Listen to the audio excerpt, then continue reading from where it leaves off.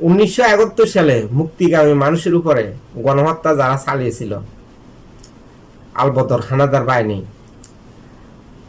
আর এখন বর্তমানে 2025 সাল, এখন থানার মধ্যে জামাত শিবিরের বট বাহিনী যাইয়ে থানার ওসিকে বলতে আছে, আপনাদের যদি লোকজন লাগে আমাদের ছাত্র শিবির জামাতের বট বাহিনীগুলা আপনাদেরকে সাপ্লাই দেওয়া হবে, আপনাদের যদি কোনো সহযোগিতা লাগে, এই কথাবার্তাগুলো বলতে আছে। যেটা পার্সোনালি আমি বা আমার দল মনে করি, আপনি যদি লজিস্টিক সাপোর্ট চান আপনার পুলিশের সাথে এই সিস্টেম হিসেবে যদি মনে করেন যে সহায়ক পুলিশ লাগবে, আমি শিবিরের জামাতের লোক দেবো।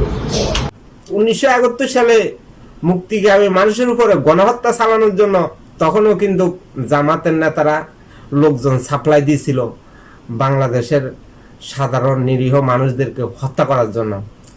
এখনো আবার তারা ঠিক একই পরিকল্পনা হাতে নিয়েছে। এই যে বিভিন্ন থানা যাইয়ে বলতে আছে যে আপনাদের যদি কোনো লোকজন লাগে আমরা জামাত শিবির থেকে আমাদের বট বাহিনীদেরকে আপনাদেরকে সহযোগিতা করার জন্য দিব।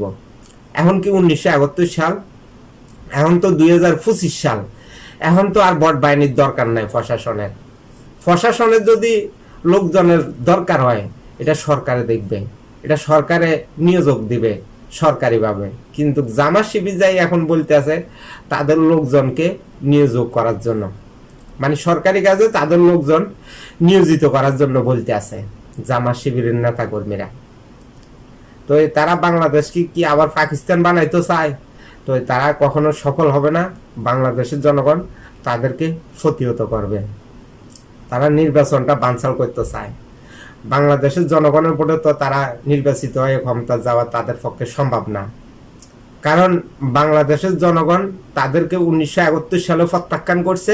এখন 2026 সালও জামাতে ইসলামী দল যেগুলা আছে, যেগুলা গণতন্ত্রের বিরুদ্ধে, স্বাধীনতার বিরুদ্ধে, তাদেরকে আবার বাংলাদেশের জনগণ প্রত্যাখ্যান করবে 2026 সালের ফেব্রুয়ারি মাসের 12 তারিখে।